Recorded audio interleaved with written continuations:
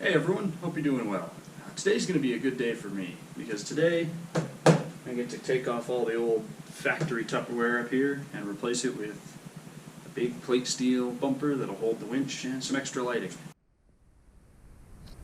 Alright, so unlike just about everything I've done so far on this project, this bumper is actually a purchased part. I don't have to make everything from scratch, totally custom. This is a Coastal Offroad high clearance front bumper kit. Let's see here. If you're unfamiliar with Coastal Offroad, they make basically this same bumper for just about every 4x4 imaginable, and they ship it to you as a weld together kit. So that's why, yeah. So I got, as pictured here, I bought this one with the headlight hoops. I'm a fan of the full tubing look. That would be all our laser cut kit. I got it sitting over there on the other side of the truck.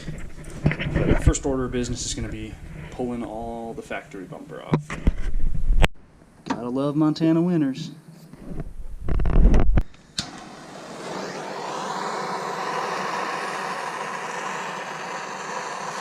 Alright, there we are. Held on by 4 bolts and a couple of fender push washer things. These reinforcement plates will be welded flat against the sides of the winch box to create a wider bearing surface for the steel shackles to load against when you're doing recoveries or towing or anything like that. The best practice for these parts is to bevel the edge of both parts so that when you put them together you have a V-shaped notch to weld in. The other benefit to doing this is that the piece will be visible from the outside, so beveling the edge like that just lets the weld sit more flush and you don't have to do as much work cleaning it up. Alright, so I'm going to tack weld these two together, just a couple along there, like 4, maybe 5. I'm using the magnets to hold it in place, and I'm using the pin out of one of my shackles to locate it.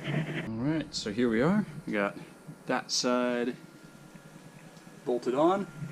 This side I got 2 out of 3. Third one goes down there in the frame rail. But looking at the bolts here, I just wanted to mention real quick. I'm sure you noticed that that's honestly way too much thread sticking. Like, there's no need for that much thread. But this is the smallest bolt that Ace sells that has this shoulder on it. And I wanted to make very sure that the shoulder is what's in contact with both the plate and the frame, not the threads. Both because the shoulder's a larger diameter and therefore will be stronger, but the threads, the nice sharp groove of the thread there is a really good stress concentrator. So by putting all the loading from winching and recoveries on the shoulder of these bolts, it's going to be stronger, and I have a little more peace of mind. Okay, now that I've got these two mount plates on, before I go tack welding anything else onto it, I want to make sure these are both level individually and then level across each other so that everything welds together square. Alright, with the frame mount plates in and squared up and leveled off to each other, it's now time to tack weld in the winch mount plate.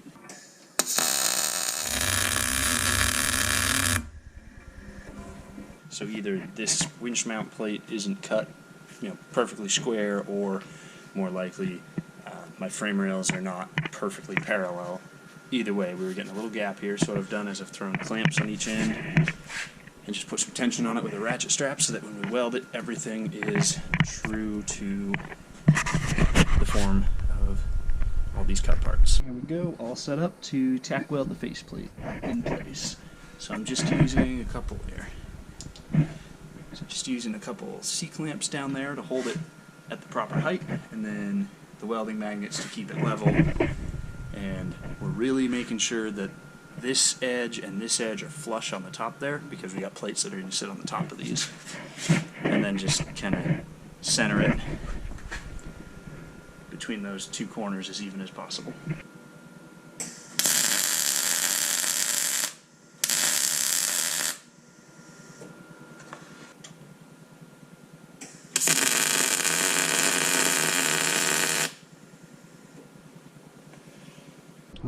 I've got the Fairlead plate in place, tacked in now. I didn't record because with this angle that it's at,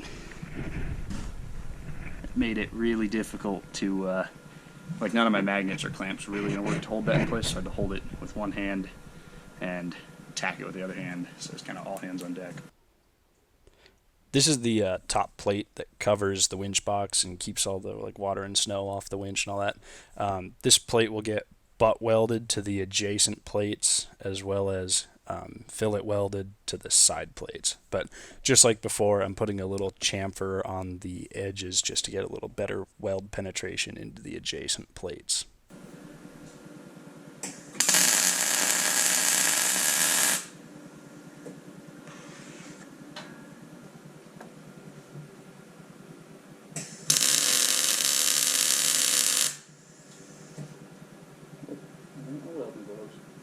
The next step on the sheet here is these side wing plates, which takes a little bit of setting up to get it, but I'm feeling pretty happy with this.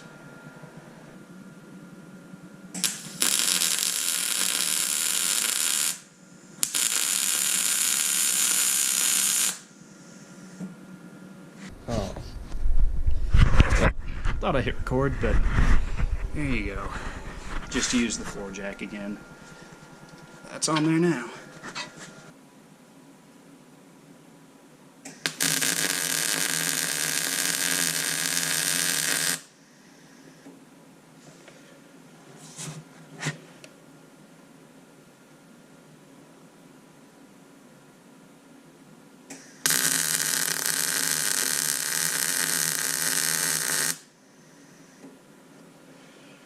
So the nice part about having put all that time into making sure everything's square and true in the beginning is now we're getting to the point where a lot of these just slip into place and I don't have to modify anything or clearance anything. They just kind of click together. Just do want to make sure. Since I went for the full headlight hoops, the way that works is the leg of it drops through this hole and gets welded on the bottom plate. So you have to make sure when you're welding this stuff in, you leave enough here. You don't bubble a bunch of weld on the inside and then you can't get the tube through, you know what I mean? But that's a step for later.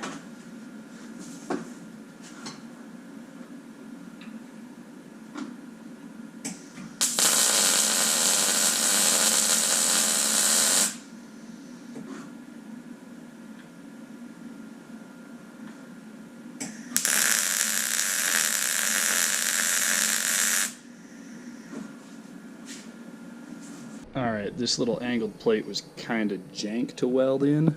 Literally what I just did was fit it up, before welding you do my check, make sure it's exactly where I want it, and then I just had to hold it one hand and do a really light tack with the other so that I can still bend this and move it around.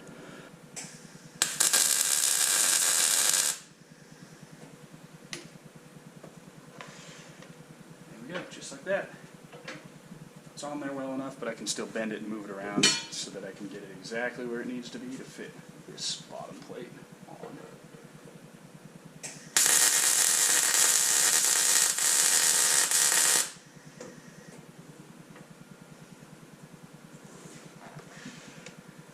There we go.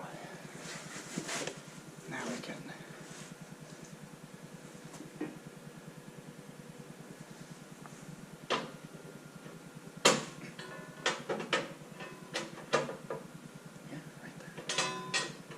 cool.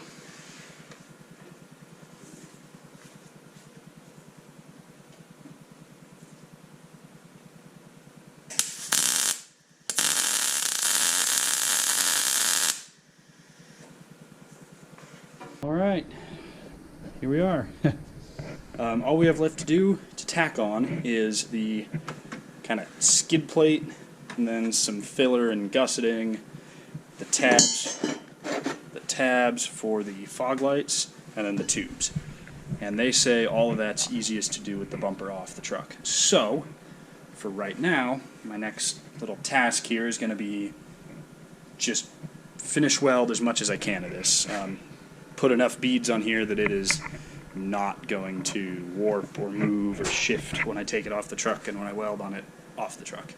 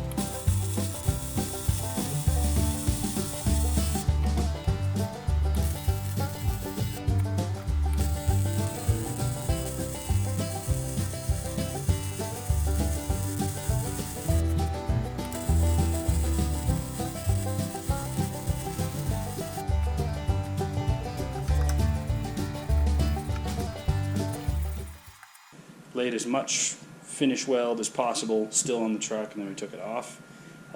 Once we took it off, all we had to do was put the skid plate on, and then the back plate and side plate for these D-ring pockets, right? And these also serve as a gusset for the skid plate, and then there's a third one right in here.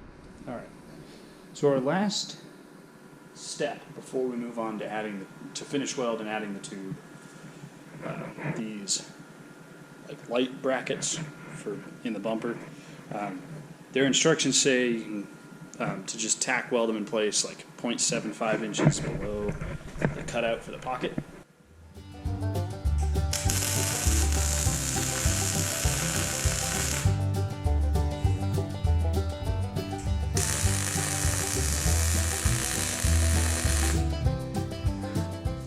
That's everything tack welded in place except for the tubes. The tubes are going to come last.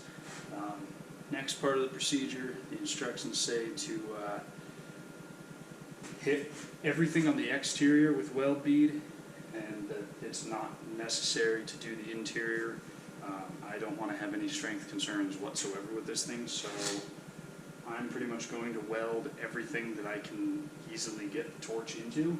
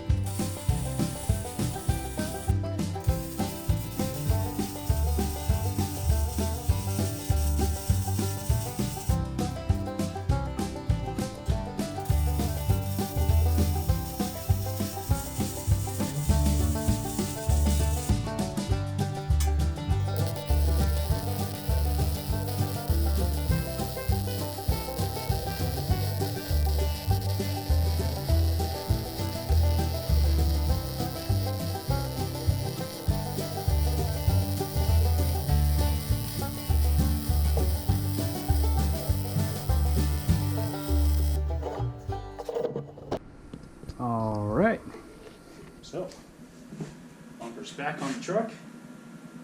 Got the hoop beveled out a little bit to sit nice over the welds. We're going to tack this one in place, and then we can start looking at shaping the headlight hoops. The only thing I really have to worry about on this one is making sure that there's still room for the hood to open and close, which there's plenty, so now I get to go tack these.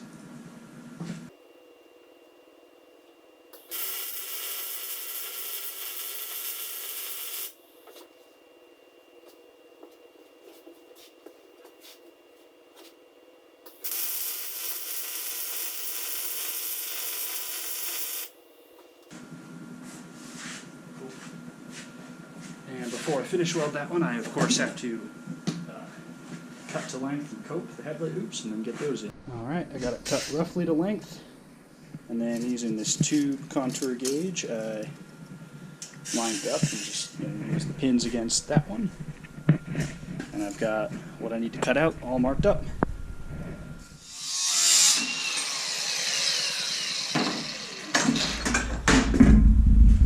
Moment of truth.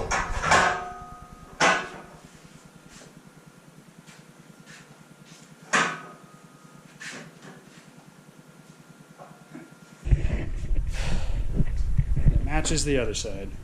I already got that side tacked in.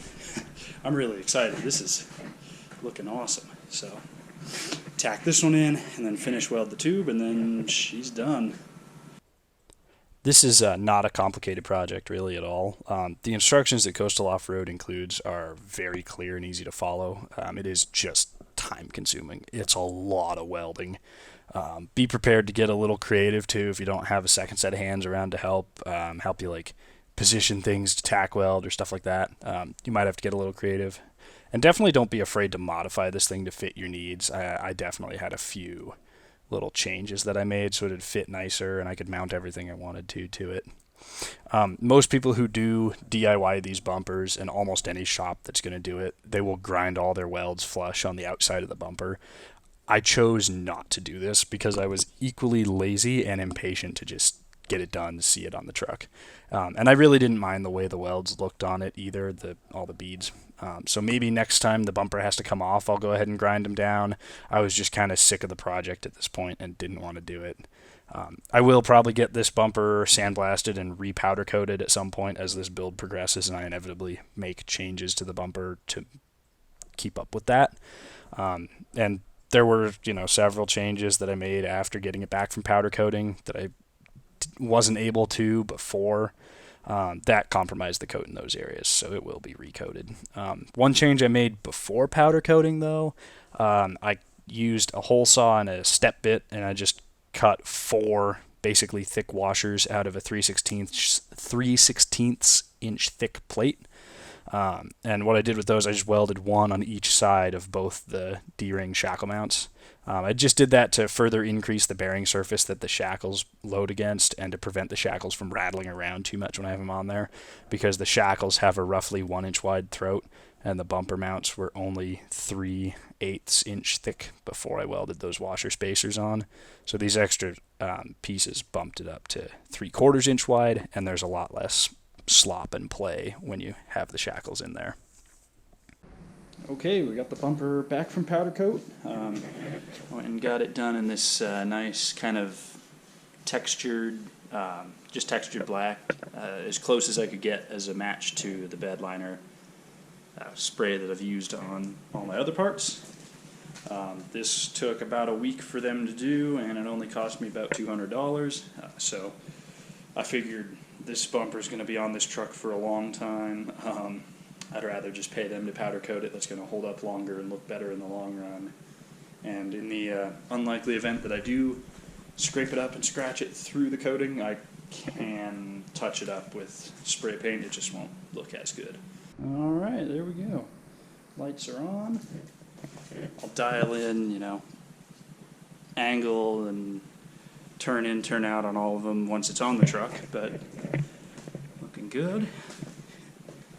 During the initial fit up here, we noticed that the bumper was sucked too close into the front of the truck to the point where it wouldn't level out front to back. And the headlight hoops, those tubes were actually touching the headlight lenses. So we ended up having to take it off, and I had to drill and slot new mount holes to move the bumper forward a little bit and clear everything. I had also been hoping to avoid cutting away any material from the top plate of the bumper for the winch clutch handle, but after we clocked the gearbox, the handle hit this heat exchanger, so it turned out to be unavoidable to cut the top to get to that handle. Alright, here we go. So all I've done is I drilled a hole and then I used files to, widen them out a little bit. The winch in there, you can see that's all we need to remove. Some other modifications I had to do to this bumper were just drilling 2 holes for the white spotlights on top on the top plate, and then drilling 4 holes for the winch control box to bolt on. I should have done these before sending it off to powder coating, but I had some issues picking out a winch that I wanted, for a good price and all that, and I didn't have all the lights and the winch on hand before sending it off to powder coat. I did use a good thick coat of spray paint on the areas, so hopefully it'll all last until I can get it blasted and recoated. Just strapped up to a decent sized tree, and we're just going to test it, make sure it can do, make sure everything's wired properly and it's working correct before I go get myself stuck somewhere. So here we go. Yeah, the truck's just in neutral, so this isn't really putting any crazy load on anything. Just want to see that everything's working.